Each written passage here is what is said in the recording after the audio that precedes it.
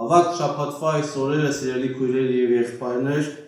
մեզ համար մի նոր հոգեվոր վերելքի առիթ են։ Եվ մենք կարծես ամեն օր քայլ առ քայլ բարձրանում ենք դեպի Գողգոթա։ Քայլ առ քայլ մոտենում ենք դեպի խաչին։ Եվ ամեն օր պիտի սերտենք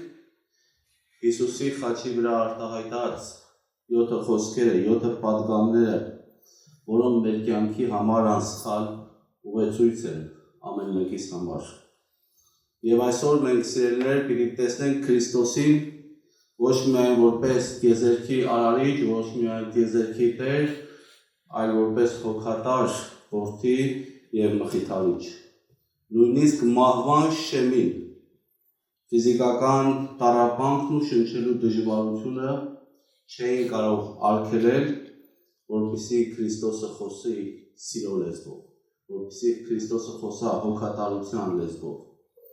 Եվ Քրիստոսը իր մեջ ուժ գտավ իր մարմինը բարձրացնելու եւ խոսա այդ սիրո լեզվով։ Մենք ավագ երկուշաբթի տեսանք եւ լսեցինք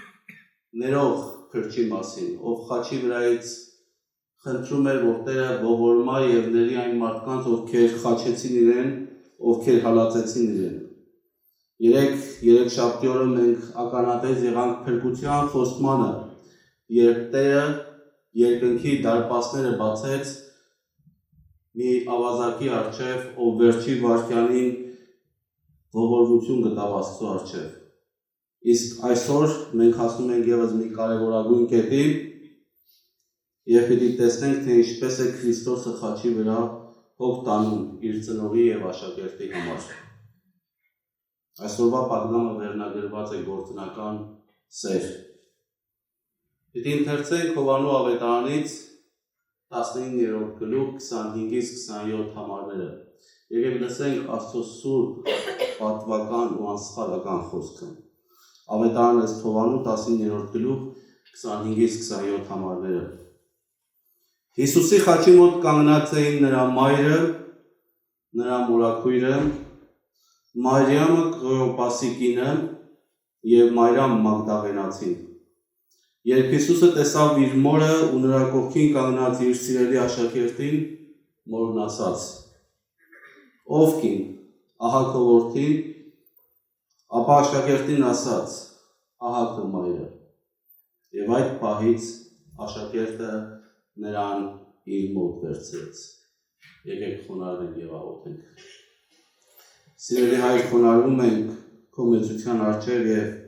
խնդրում ենք, որ բացես մեր միտքը, մեր սիրտը, որպեսզի կարողանանք հասկանալ քո խոսքի խորությունը։ Հիսուս Քրիստոսի անունով, ամեն։ Երեք պատվերին նշեց, որ կարող եք պատկերացնել Գողգոթայի այդ տեսարան, այդ 3 խաչը։ Եկեք եւս մեկ անգամ պատկերացնենք այդ տեսարանը։ Գողգոթայի այդ բլուրը, այդ սարը, որտեղ օդը կարծես ծանրացած էր եւ լցված էր մահվան հոտով։ Միգուցե այնտեղ լսվում էին հռոմեական զինվորների հեգնական ծիծաղը, կար ամբողջ, ովքեր անտարբեր էին եւ խոսում էին իրար հետ, եւ 3 հոգի դատապարտված էին այնտեղ։ Երկուսը միգուցե արդարացի էին դատապարտված, բայց նրանց մեջտեղում կար մեկը, ով իրականում հանդիսանում էր տիեզերքի դատողը։ Եվ հետաքրքիր է, հեգնական է։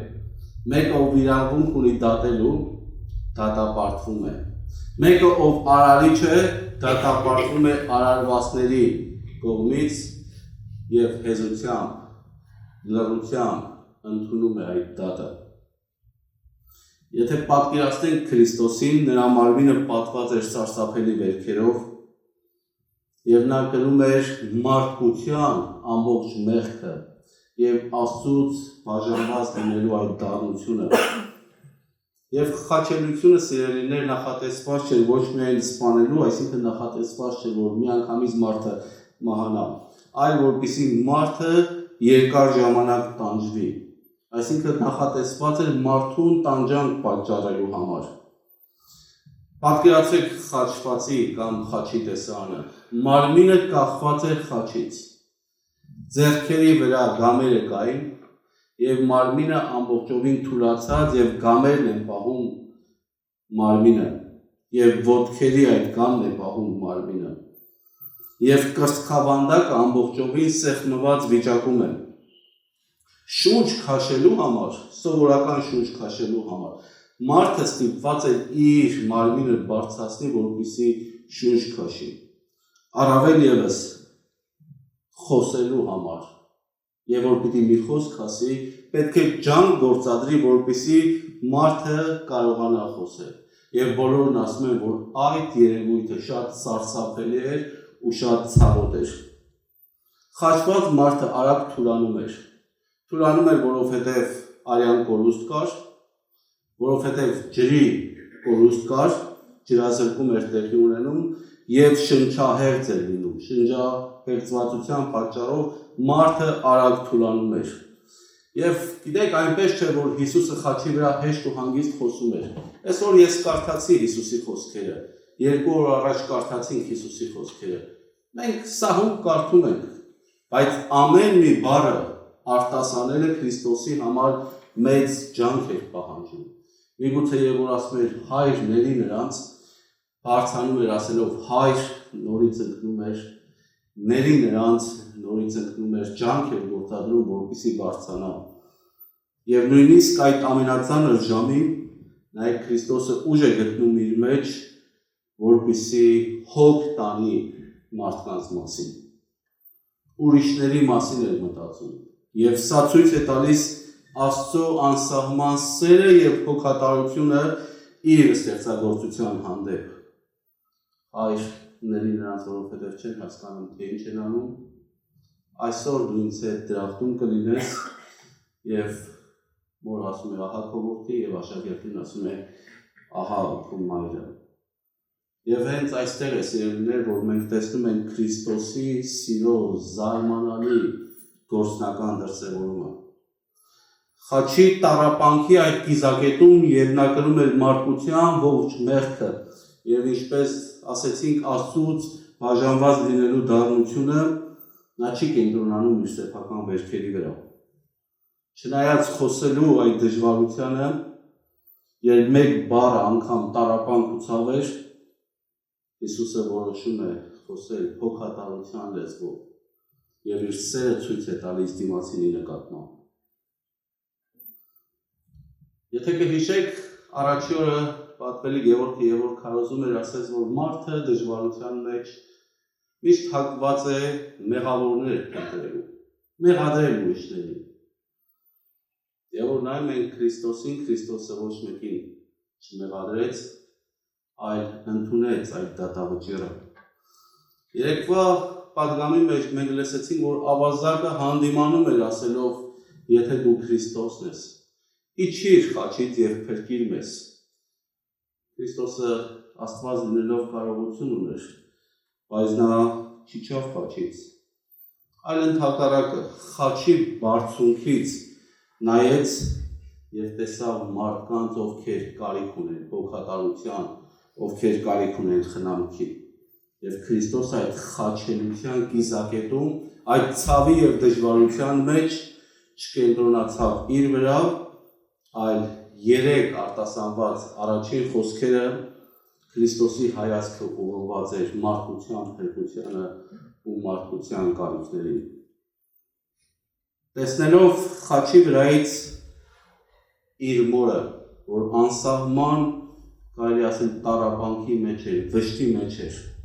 եւ աշխարհի անտարբերության եւ ատելության այդ ծովի մեջ էր խաչի ստվերի տակ կանգնած էր միայն մայրը չէր այնտեղ մի խումբ էլ կար նշվում է Աստծո խոսքը նշում է նրանց մեջ էին Մարիամ Մագդաղենացին Կլեոպասի կինը Մարիամը իր մորաքույրը եւ աշակերտը սակայն այնտեղ էր նաեւ Հիսուսի մայրը եւ Հիսուսի ուշադրության կենտրոնում նաեւ իր մայրն էր տարիներ առաջ երբ Հիսուսը նոր էր ծնվել Հիսուսին տաճար բերեցին եւ այնտեղ Սիմեոն ծերունին կար եթե կհիշեք Սիմեոն ծերունին մարգարեացավ եւ Մարիամին խոսք ասեց քո հոգով սուր պիտի անցնի եւ Գողգոթայի խաչի վրա այդ սուրը իր ամբողջ ուժգնությամբ հարվածեց Մարիամին։ Եվ կարծես Մարիամը զգում էր այդ ցավը, այդ տառապանքը։ Եվ եթե ասենք սիրելիներ, չկա ավելի մեծ տառապանք կամ վիրք, եւ որ մայրը տեսնում է իր որդու տառապանքը, եւ որ մայրը տեսնում է իր որդու աստիճանաբար մահը։ Սակայն Մարիամը կանգնած էր խաչի տակ, միաժամանակ մարմնավորելով թե մարդկային կոտրվածությունը եւ թե հոգեվոր անսասան հավատարմությունը։ Մարիամը չհեռացավ, չհուսահատվեց եւ դարձավ բացառիկ օրինակը բոլոր Քրիստոսի հետևորդների համար։ Եվ այս խավարի մեջ Հիսուսը գործեց բացառիկ հոգատարությամբ, կատարելով իր որդիական վերջին խնամքը։ Խաչի բարձունքից տեսնելով իր մորը եւ իր աշակերտին, նա հնչեցրեց երրորդ պատգամը, որը իր մեջ հզոր պատվեր է պարունակում։ Ով կին, ահա քո որդին, ապա աշակերտին ասեց, ահա քո մայրը։ Եվ կարող ենք ասել, որ այս խոսքերով Հիսուսը կատարեց որդիական իր վերջին հոգատարությունը։ Նա հավատարիմ մնաց նաև Աստծո օրենքին, որն ասում է պատվիր քո հորը եւ մորը։ Եվ իր մոր երկրային ապագայի մասին մտածեց, հոգ տարավ իր մոր երկրային ապագայի համար։ Սակայն այս խոսքերի մեջ թաքնված է նաև կարևոր աստվածաբանական միտք, սիրելիներ։ Ուշադրություն դարձրեք Մարիամին չասեց մայր, այլ կոչեց կին, եւ Տերը նրան պատրաստում էր մի նոր իրականության համար։ Այս արտահայտությունը լոկ վիշտը մեղմելու համար չէր, այլ մատնանշում էր, որ այսուհետ նրանց կապը պետք է լինի ոչ թե մարմնավոր, այլ հոգևոր։ Մարիամը պետք է սովորեր ապրել հավատքի կյանքում եւ իր որդուն վերաբերվեր ոչ թե սոսկ որպես մարմնավոր որդի, այլ Հիսուսին պետք է վերաբերվեր որպես փրկիչ։ Նա պետք է դառնար հավատացյալ կին, այն բազում հավատացյալ կանանցից մեկը, ում համար Քրիստոսը մեռնում էր խաչի վրա։ Եվ այս պատգամը, սիրելիներ, մեզ սովորեցնում է, որ ոչ մի մարմնավոր արժանիք կամ ազգակցական կապ չի կարող փոխարինել անձնական հավատքի։ Եվ սա առաջին անգամ չէր, եւ որ Հիսուսը Մարիամին կոչեց կին։ Եթե կարդանք Հովհաննես ավետարանը, Հովհաննես ավետարանը սկսվում է, որ Հիսուսը իր հրաշքները սկսեց Կանայի հարսանիքից։ Եվ Կանայի հարսանիքում նորից նույն արտահայտությունը կարող ենք տեսնել, եւ որ Հիսուսը Մարիամին կոչեց ով կին, ինչ գործ ունես իմ հետ, իմ ժամանակը դեռ չի հասել։ Դա Հիսուս Քրիստոսի առաքելության սկիզբն էր, իսկ Գողգոթայում Հիսուս Քրիստոսի երկրային առաքելության ավարտն էր, եւ մենք լսում ենք նույն արտահայտությունը, որ ասում է ով կին, ահա քո որդին։ Եվ երկու դեպքերում սիրելիներ Հիսուսը մեզ հիշեցնում է, որ Մարիամի իրական երանությունը ոչ թե լոկ մարմնավոր կապի մեջ է, այլ Աստծո խոսքին հավատալու եւ Աստծո խոսքը պահելու մեջ է։ Հիսուսն ասում է, ահա քո մայրը, եւ սրանով նա մեզ ցույց է տալիս, որ նույնիսկ խաչի վրայից կարող է հոգ տանել։ Եվ ցույց է տալիս սիրելիներ, որ հավատքը պիտի լինի շոշափելի, հավատքը պիտի լինի տեսանելի, հավատքը պիտի լինի գործնական։ Եվ գործնական սերը նշանակում է տեսնել դիմացինի կարիքը։ Եվ ոչ միայն տեսնել դիմացինի կարիքը, այլ նաև անտարբեր չանցնել դիմացինի կարիքի նկատմամբ, նույնիսկ եթե ինքը ծանր եւ դժվարին իրավիճակում է։ Մենք կարող ենք հարցնել, գիտեք, արդարացումներ գտնել, ասել, մեկն էլ լինի մեզ օգնի, մենք ծանր վիճակի մեջ ենք, մենք դժվար վիճակի մեջ ենք։ Սակայն Քրիստոսը խաչի վրայից մեզ սովորեցնում է, որ նույնիսկ ամենածանր իրավիճակի մեջ մենք կարող ենք տեսնել դիմացինի կարիքը եւ կարող ենք կարեկցել։ Սա է հոգեվոր մեծությունը, Եվ հոգևոր մեծությունը չափվում է ոչ թե սեփական ցավը կրելու,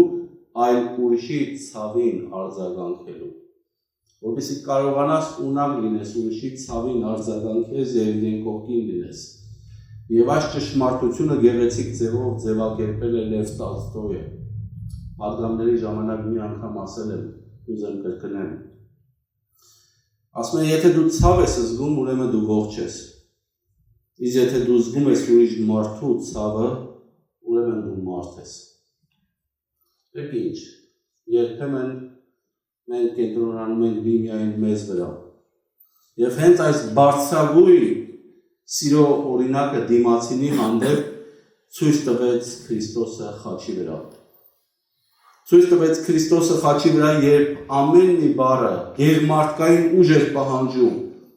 բայց Քրիստոսը տեսնելով մոր վիշտը, տեսնելով աշակերտին, ինքը ուժ հավաքեց իր մեջ եւ ասեց ահա քո մայրը եւ ահա քո որդին։ Նա ցույց տվեց, որ ճշմարիտ սերը միշտ դուրս է գալիս սեփական եսից։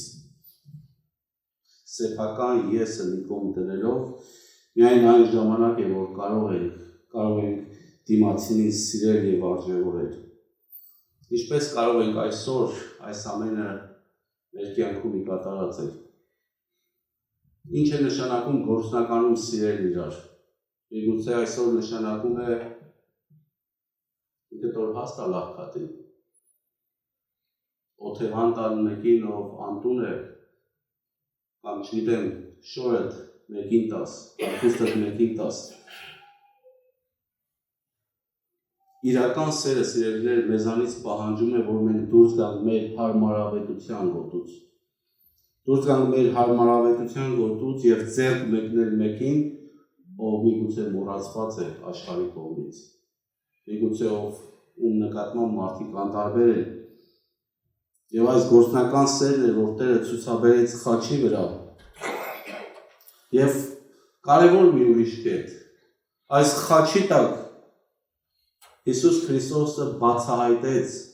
եկեղեցու իրական պատկերը եւ ցույց տվեց մի նոր իրականություն, մի նոր ընտանիք, մի նոր պատկեր, որտեղ մեկը ծառայում է մյուսին, որ մարդիկ սիրով ծառայում են մեկը մյուսին։ Կարող ենք հարց տալ, ինչու Հիսուսը իր մոր խնամքը հանձնեց Հովհաննեսին։ Չէ՞ որ Հիսուսը եղբայրներ ուներ։ Եվ այստեղ մենք տեսնում ենք եկեղեցու նախատիպը։ Այն հանրությունը, որ պետք է սիրով ծառայի մեկը մյուսին։ Մեկը պատասխանատու է մյուսի համար։ Եվ եկեք այստեղ կանգ առնենք եւ հարց տանք։ Նայեն մեր եկեղեցիները։ Արդյոք մենք ապրում ենք այդ սկզբունքով։ Արդյոք մենք պատասխանատու ենք մեկս մյուսի համար։ Արդյոք մենք ցույց ենք տալիս այս գործնական սերը իրար նկատմամբ։ Հիսուսն ասեց ահա քո որդին եւ ահա քո մայրը եւ հանձնեց Հովհաննեսի խնամքին Մարիամին։ Եվ սա մեզ հիշեցնում է, որ քրիստոնեական սերը պիտի լինի գործնական եւ արտահայտվի իրական հոգատարությամբ։ Քրիստոսի ասացի մեջ շատ կարևոր միտք կա։ Պիտի խնդրեմ եւս մեկ անգամ ձեր ուշադրությունը առեք գրվածքին։ Երբ Հիսուսը տեսավ իր մորը ու նրա կողքին կանգնած իր սիրելի աշակերտին, մորն ասաց. Ով կին ահա քո որդին, ապա աշակերտին ասաց. ահա քո մայրը։ Եվ այդ պահից աշակերտը նրան իր մոտ վերցրեց։ Հիսուսը իր մորը հանձնեց աշակերտի խնամքին եւ ոչ թե հակառակը։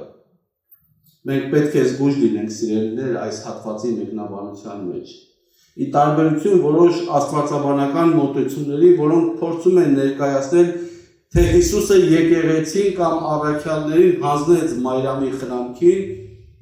դա այդպես չէ։ Ավետարանը հստակ վկայում է հակառակի մասին։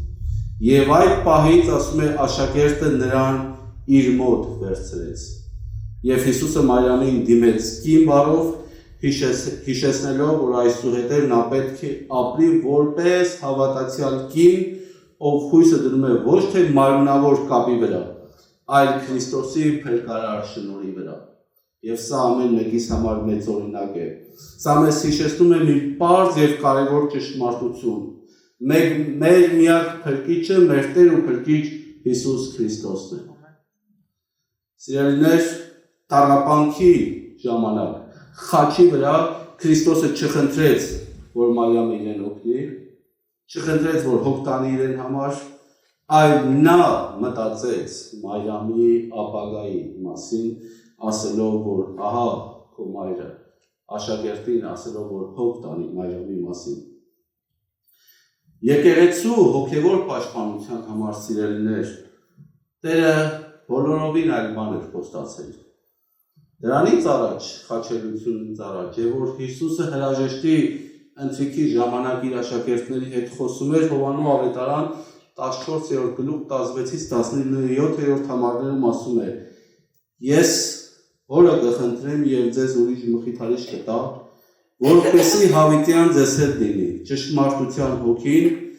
որին աշխարհը չի կարող ընդունել, որովհետեւ նրան չի տեսնում եւ չի ճանաչում,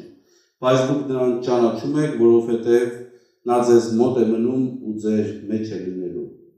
Հետևաբար, սիրելիներ, եկեղեցին եւ բոլոր հավատացյալները հանձնված են Սուրբ Հոգու խնամքին։ Ոչ թե Մարիամի խնամքին, ոչ թե առաքյալների, այլ հանձնված է Սուրբ Հոգու խնամքին,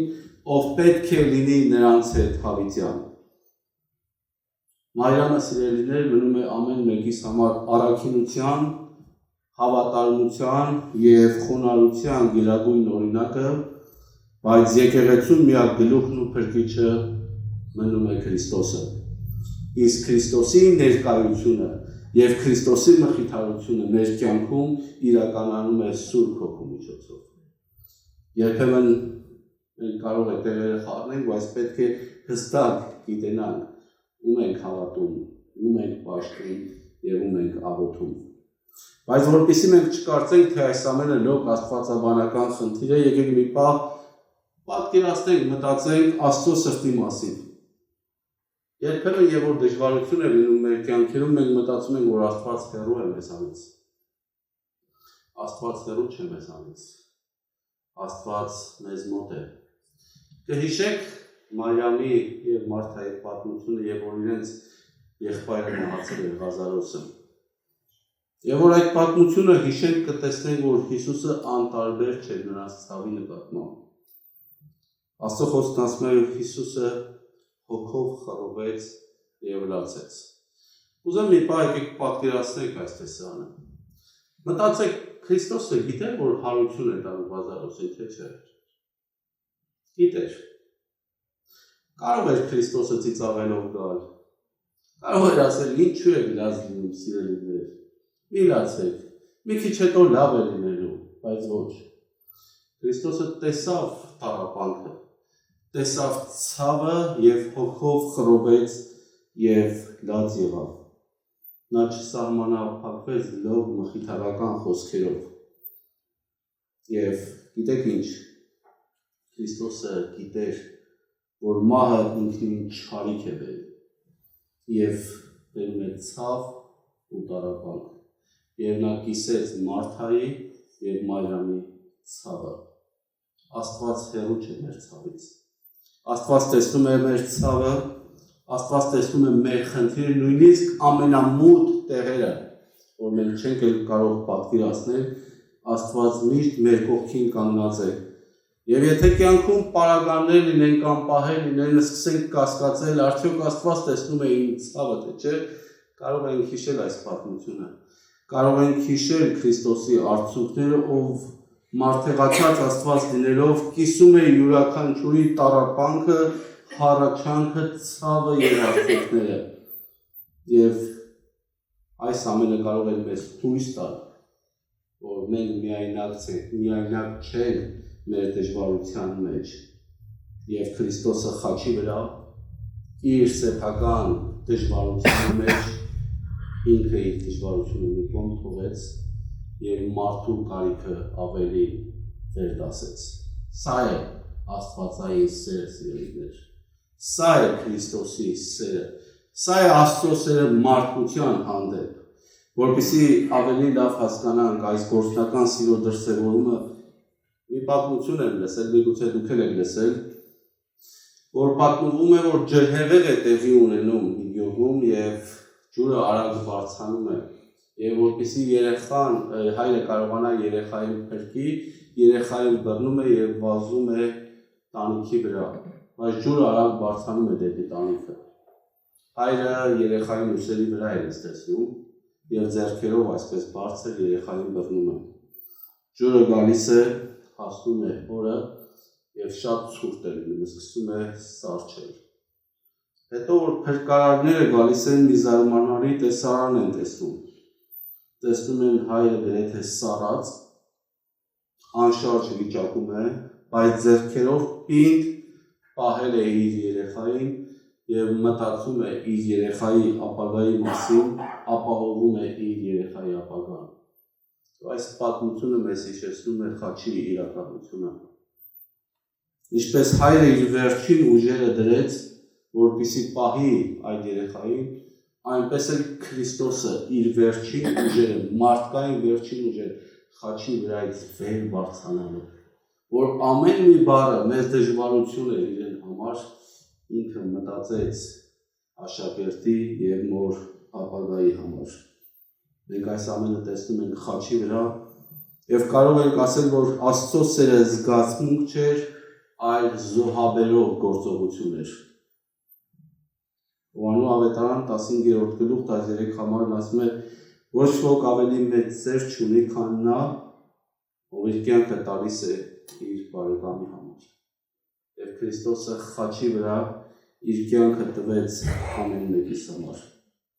Ձերներ ինչպես կարող ենք մենք մեր առօրյա կյանքում այս սերը գործնական դարձնել։ Այս ավագ չորեքշաբթին մեզ հրավիրում է քննելու մեր սրտերը եւ հրավիրում է քննելու մեր սրտերը եւ պատասխանելու երկու առանցքային հարցերի։ Առաջին,